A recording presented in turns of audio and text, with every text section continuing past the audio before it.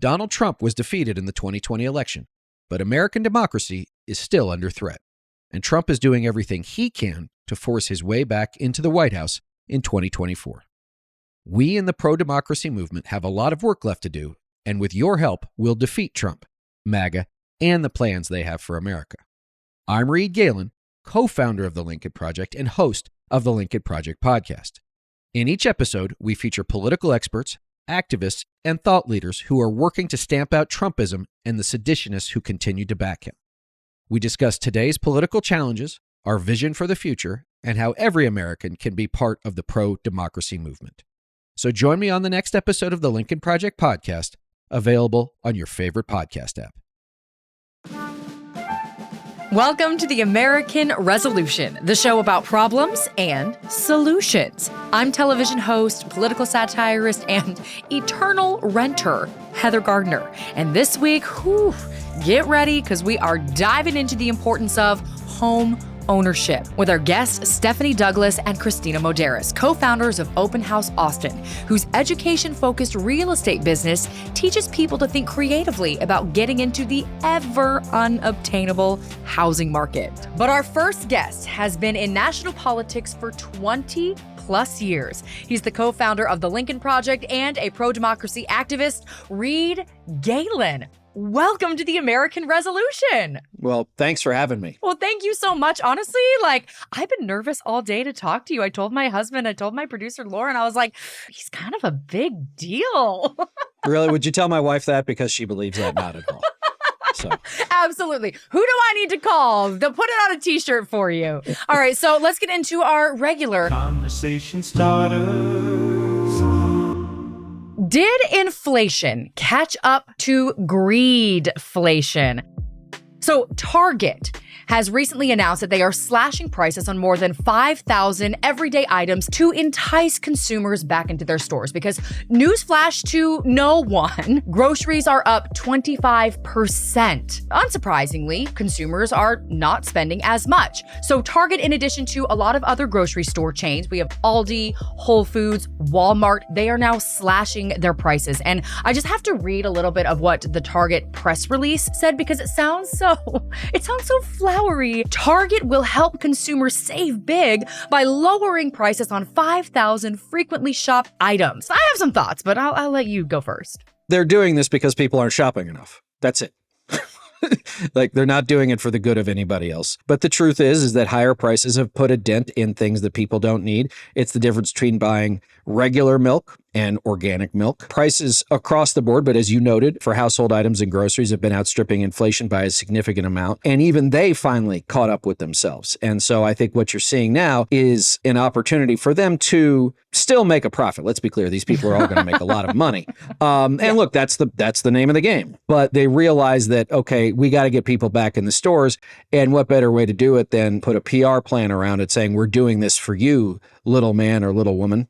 Well, I mean, that's the name of the game, but I guess my question is, should that be part of the game? Because we're not talking about going to Target and picking up a little bikini. I was guilty of that yesterday. Giggity. I went in for eggs and came out with a bathing suit. You know, it happens, but we're not talking about those extra things. We're talking about the things that people actually need to survive. The grocery store corporations, those profits are record high. We're now in a place where you can buy groceries at Target or groceries at Walmart, but historically, for straight grocery stores, remember that their margins were always very thin, like 1%, right? I mean, the grocery business has always been a fairly thin margin business because they knew that if you were at a Ralph's or at a Safeway, right? If Safeway was going to save you 20 or 30 or 40 bucks a week on groceries, then you were going to go there, right? So they had to keep these prices relatively low. But if everybody's jacking prices and you get screwed no matter where you go, then they can all do it. They created a lot of this problem. And here's the thing, too, is Target aside,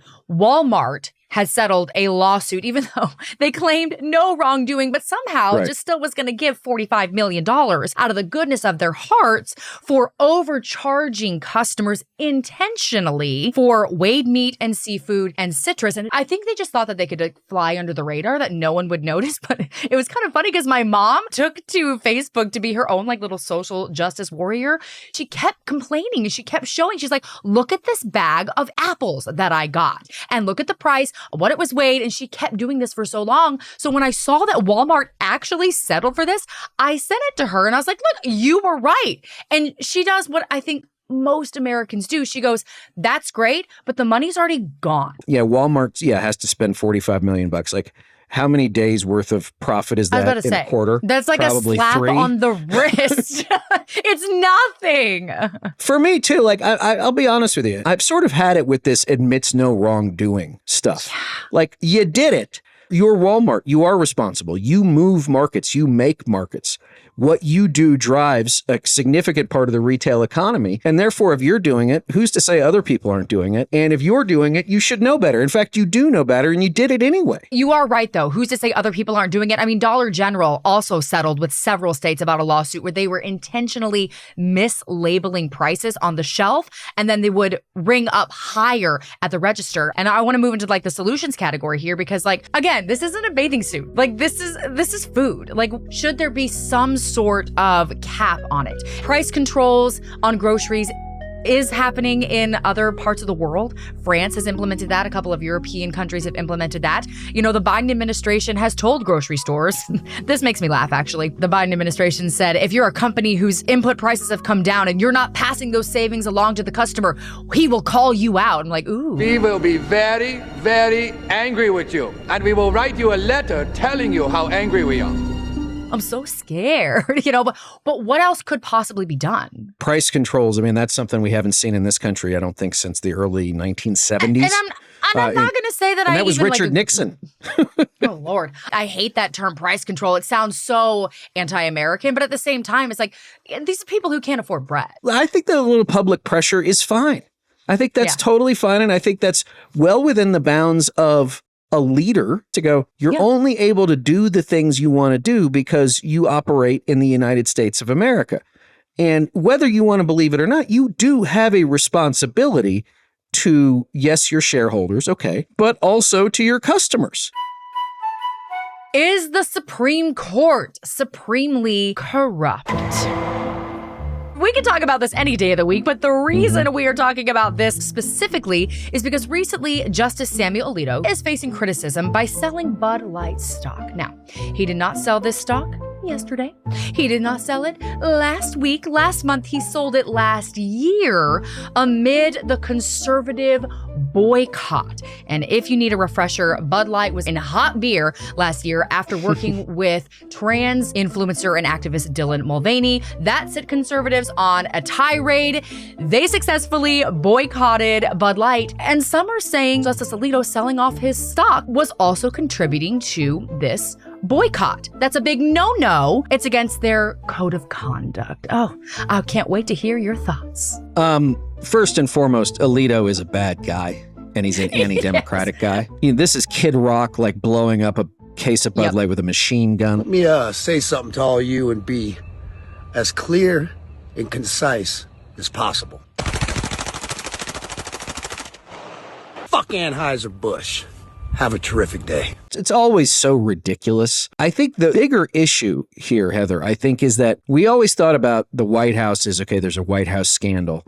And there's always a congressman going to jail for getting bribed for like $2,800, right? But we always, I think as Americans, we made a big assumption for a long, long time that once somebody donned a black robe, they were going to do the right thing for the right reasons. And I think what we're sadly finding out is that the judicial branch in this country is really not that different from an ethical or moral perspective than the people who actually get elected. The difference is, at least at the federal level, these people are served for life, but it's really hard to get rid of them. And near as I could tell, you got Alito with the boycott, and you got Clarence Thomas and his wife being outright seditionists. And the truth is, who's going to hold him to account? You hit the nail on the head there. It's just like they have this code of conduct, and it's not even that old. I mean, they put that in place in November of 2023, barely 6 months ago. And it was in response to what you said, Clarence Thomas. I mean, yay, the code of ethics and the code of conduct exists, but it was pretty laughable. They put out this code of conduct, but it lacked any way to enforce it outside of themselves. It's like telling your kids that they get to decide if they're going to go to timeout or not. Right. What do you think they're going to pick. I mean, we don't really have an accountability system. To your point about the sort of self-regulating thing, which never works, it's been interesting, too, to see their attitude, which was when some Democrats in Congress wanted to subpoena Clarence Thomas, they said he wouldn't appear. And then when the Congress started talking about codifying, actually legislating additional rules for Supreme Court justices and federal judges, the court basically said you can't do that. But here's the point is like, Heather, they are a co-equal branch of government. They are accountable just as well, right? It's not the White House, it's not Congress, and then the judges get to do whatever they want. They have supreme in their title. Does that not make them higher than the rest of us? I mean, they certainly think so. They certainly do, and they're certainly acting that way. What could we possibly do at this point to solve this problem? Look, this is why elections matter. Right? We didn't get to a 6-3 Supreme Court by accident. Look, I'm not a Democrat. I'm a former Republican. Democrats have led a lot of elections at the state and local level go by them. They allowed the Republican Party in a lot of places where there was a thriving and competitive Democratic Party. They've left the field there. And now you have a situation where it's a lot easier for Republicans to take control of the United States Senate. And so I think you don't want this stuff to happen. You got to win. You got to win at the ballot box. And you want things to change in the judiciary. Reed, I love you, but that is my least favorite response ever when it's like, we got to vote. I know. And you're not wrong. You're not wrong. But it is so hard. It is hard. So hard to just tell people, hey guys, just, you know what, go every 4 years, just pay attention. Just do that. No, it's not, but this is the point. It's not every 4 years. It's every day. It's so true. And you know, that's so, even again, harder to make them listen every day. Now you're asking too much.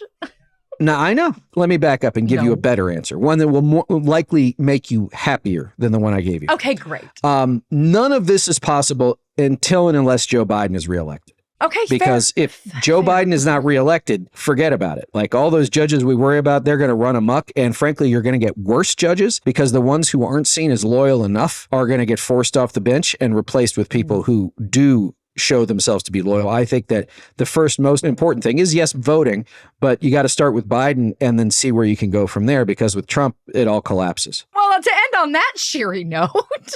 Listen, you can always count on me to bring only the happiest takes. I appreciate that. I mean, listen, we got doom and gloom. We can't afford bread. We got no rights, no solutions to anything. We're doing great, Reed. We're doing great. Listen, you know what? All our arrows are pointing up, and if we all do what we got to do this year, it's not going to be fine, but fine is going to be on the horizon. I do agree, and you are right. Even though it's my least favorite response is we do have to vote, and we do have to pay attention more than every 4 years. So pay attention, get out there and vote. We can start building back a better. Now I'm just starting to sound like a campaign. Should we cue the inspirational music? That's right. We can do this, guys. Just get out there and build a better America. There you go. Heather 2024. You approve this message. I approve this message. I'm Joe Biden, and I approve this message. Reed, thank you so much. No, thanks for having me. Welcome back to the American Resolution. And the problem we're solving this week, home ownership. A word that makes many Americans breathe a sigh of relief because they're part of the club and makes everyone else start panicking. Now, you've probably heard all the reasons why we can't afford homes. Home prices have been rising again for several months and just hit record highs. Mortgage rates are rising. They have soared back way above 7%, the highest level since late last year. Affordability is at a 37-year low. But often left out of that conversation is the reason why home ownership is so important for your financial security. The American dream of home ownership is more than just a status symbol or a comfy place to raise your kids or hang your Let's Go Brandon flag. Owning a home directly affects your upward mobility in America. If we look at the middle 60% of the U.S. population in terms of wealth, the middle class, the bulk of the wealth held by that group is made up of the homes they live in. It's a big part of why we think of homeownership as the ticket to financial stability in the U.S., to securing and then building your own wealth.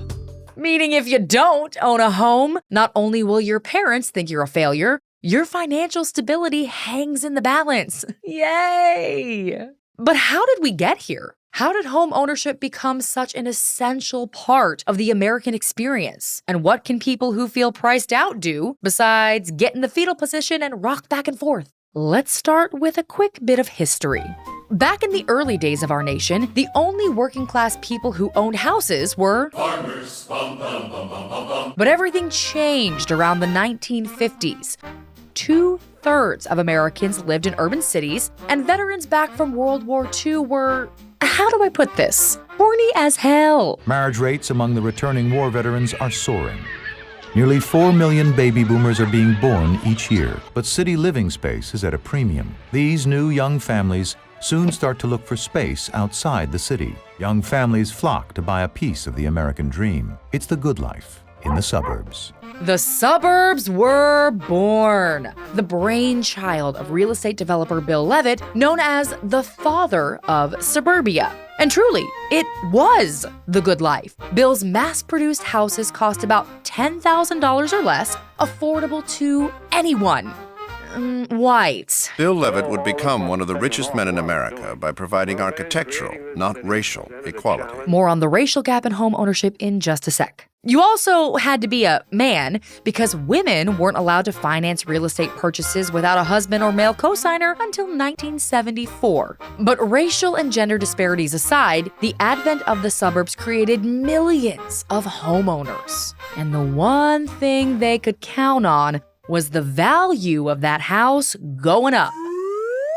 Which is great news if you're one of the 66% of Americans who currently own homes. But if you don't, you guys are fucked. Listen, I don't need to tell you how unobtainable houses are for the middle class right now. I mean, I'm going to, but I don't need to. If you don't own a home, you are acutely aware that 75% of houses currently on the market are priced out of reach. The wealth gap between the have homes and the have-nots is at an all-time high. A trigger warning for those who don't own a home: hearing the following stat may cause dizziness, vomiting, and diarrhea.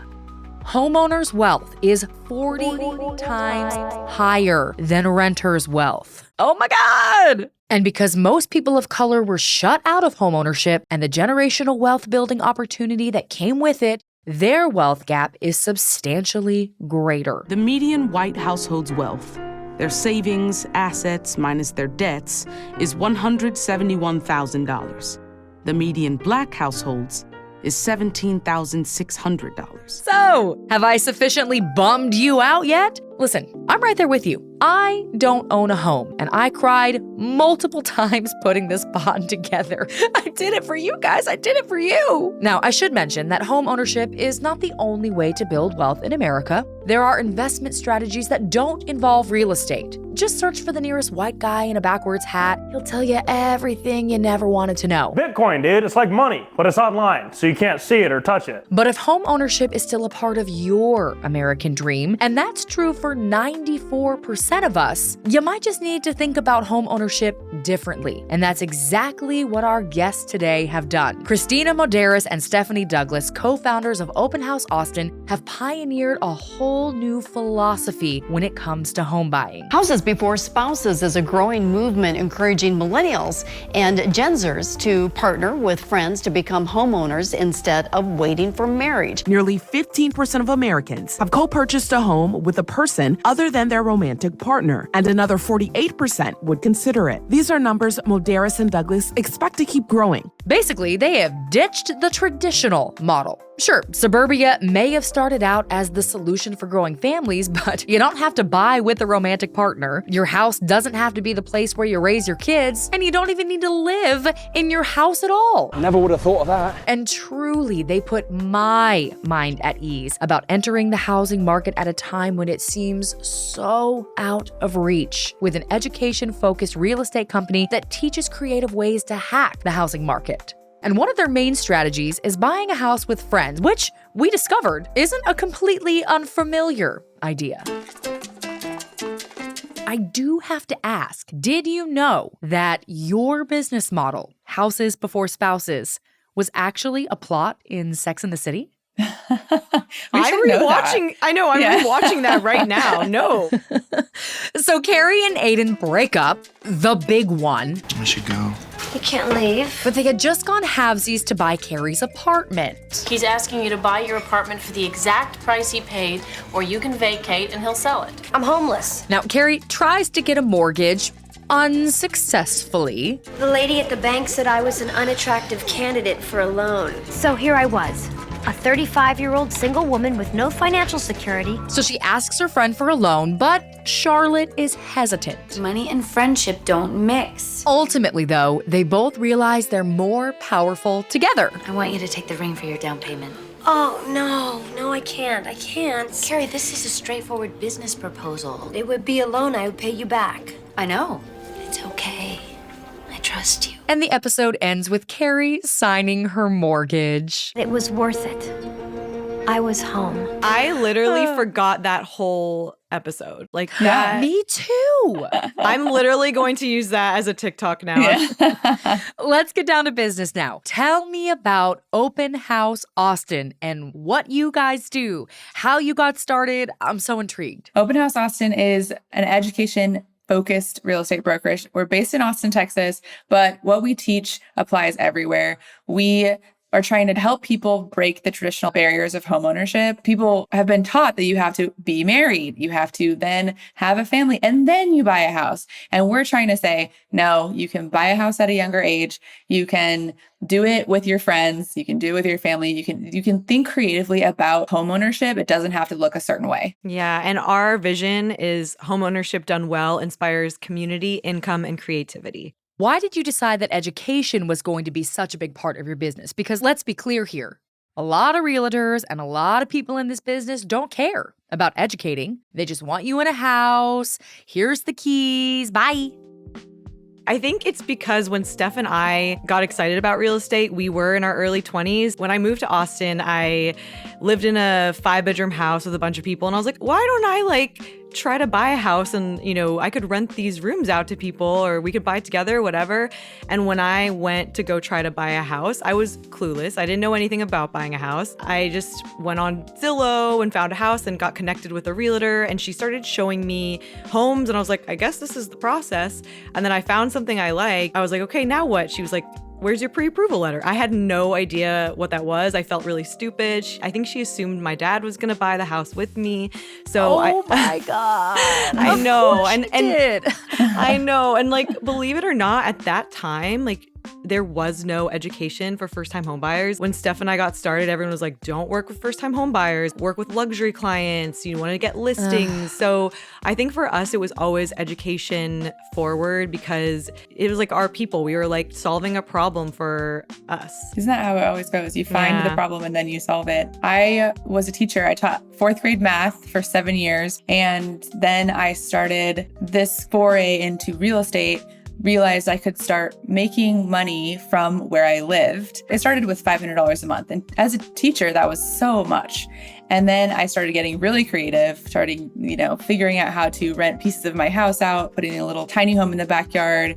And I realized that this is like a hack, a life hack. I figured something out, and I, as a teacher, it was kind of natural for me to tell all my friends and let everyone know, figure out how to get this information to the masses. So I started my little Instagram. I was like, no one's going to see this. No one's going to care.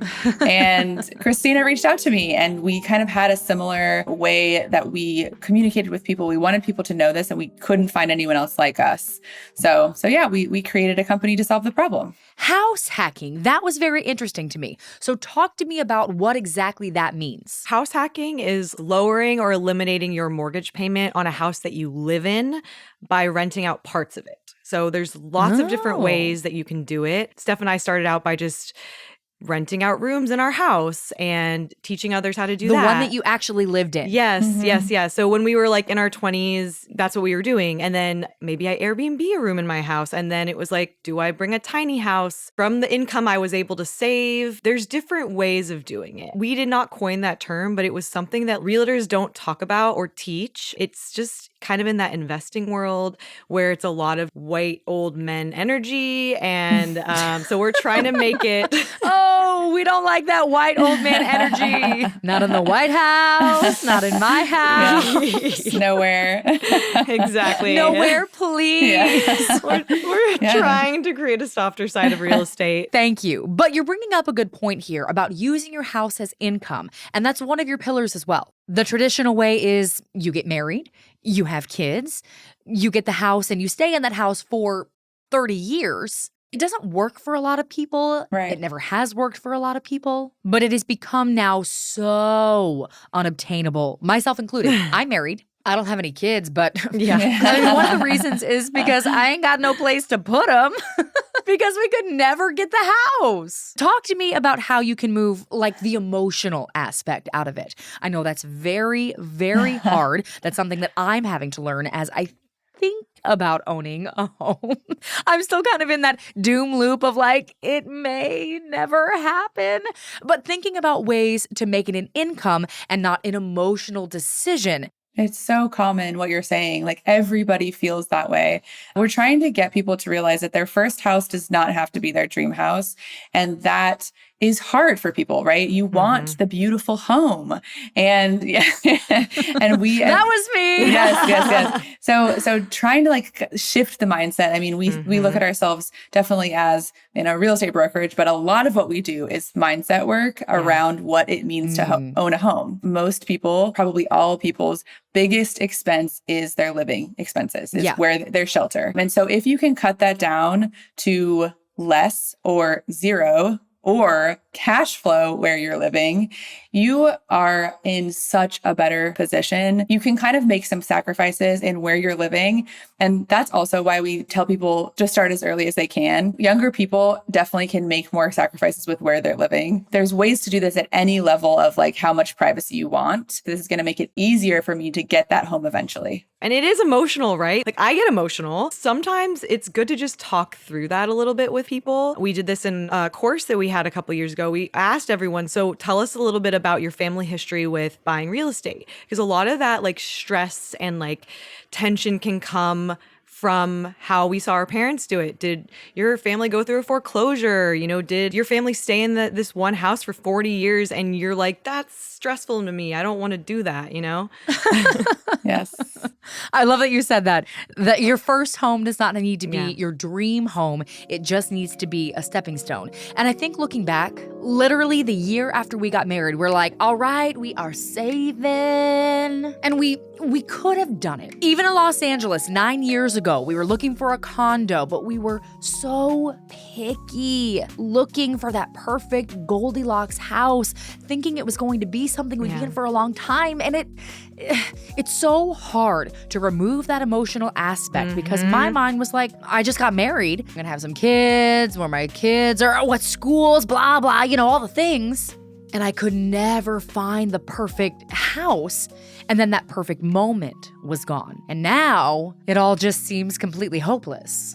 And I'm gonna be honest with you guys too. When I was researching all of your stuff here, I literally broke down crying. The idea that your financial security comes from your house and me now not having one, I was like, oh my God. And that sent me in like a tailspin of anxiety. So when you talk to people who think they can't do it, and you can go ahead and talk to me right now because I feel the same, how do you get them out of that doom loop? I can relate to them, right? Like, I get it. It can feel so overwhelming, but that's exactly why our company exists. Like, we are really trying to combat that in whatever way we can. And there are so many different ways to go about that creatively. It's just gonna look very different than how your parents did it. And we're just trying to get people to understand that. And the creative ways that we've helped people, specifically people who are not in their, mid-20s, a lot of that has to do with partnering. We have the very taboo, buy houses with friends. People don't like that. It's very controversial. Yeah.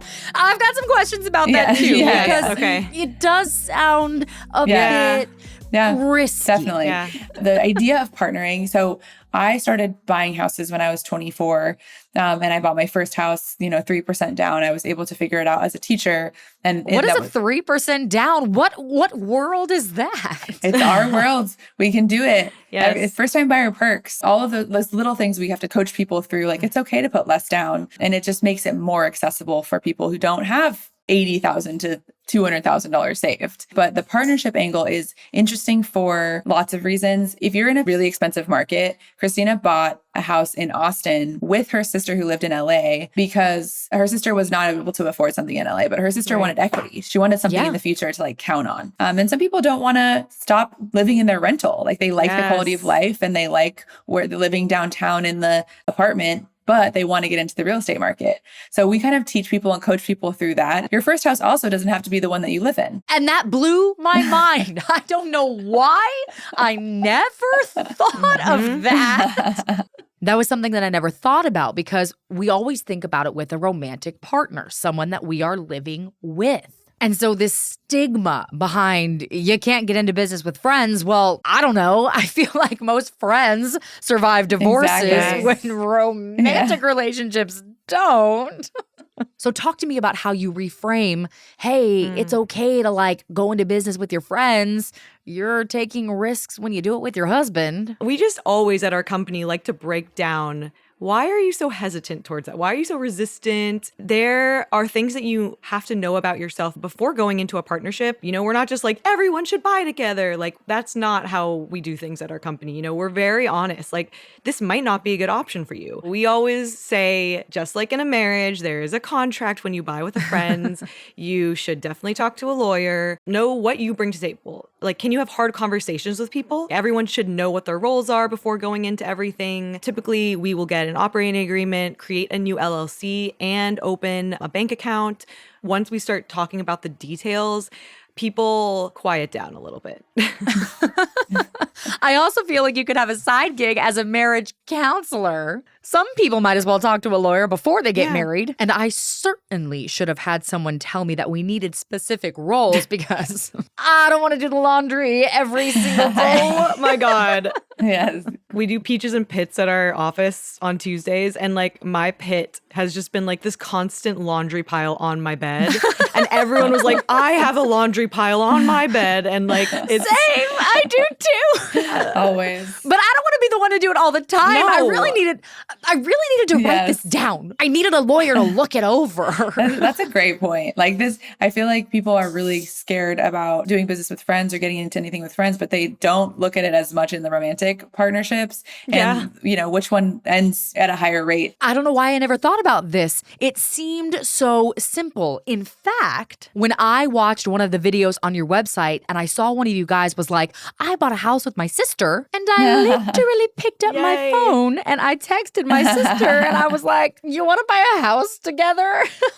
And she was like, well, you know, my husband and I were thinking about it. We want a rental. Yes. We literally got that conversation started and I was like, why did we do this? Makes me want to cry really because I'm like, that's what I want. I want people to see that and like, just, pick up the phone and just talk to your sister about it. And like, that's what I did with my sister. And we talked about it for like 2 years.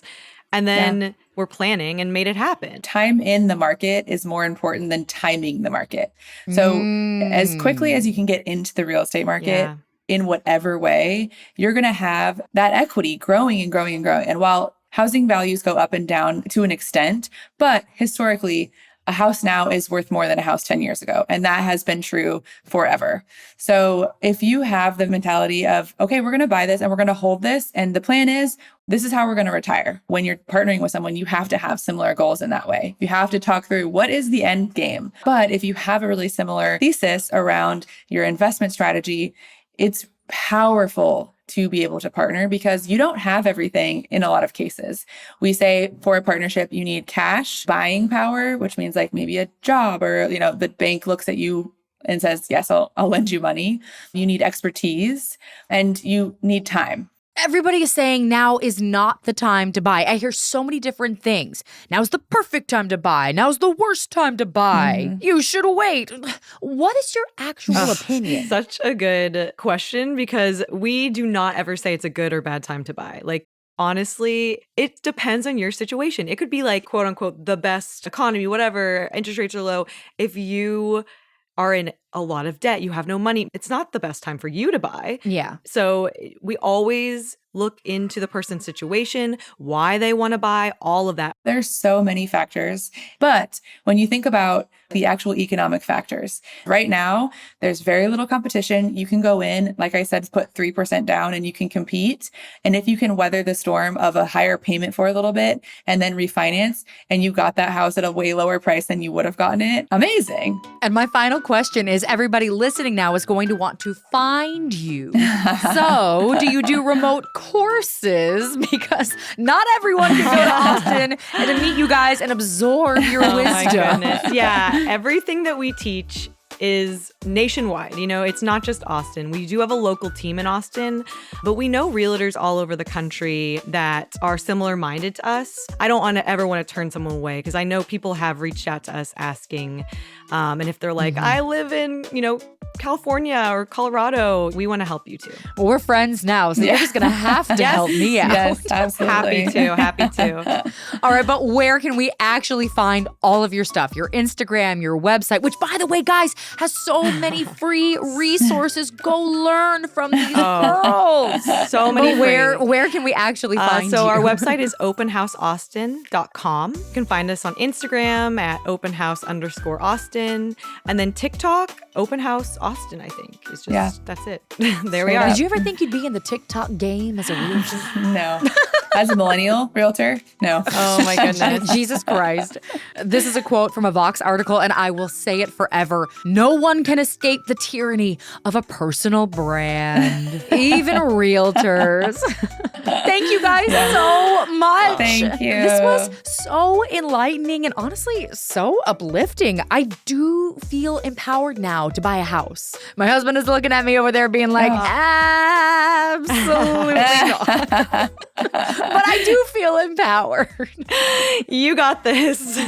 Thank you for joining the American Resolution. And hey, join the conversation by following us at American Resolution Pod on every social platform. This podcast is a production of Rat Trap Entertainment in partnership with Sheila Conlin and Cabana 14 Productions. Produced by Heather Gardner, Lauren Gardner, with help this week from Juliana La Barbiera.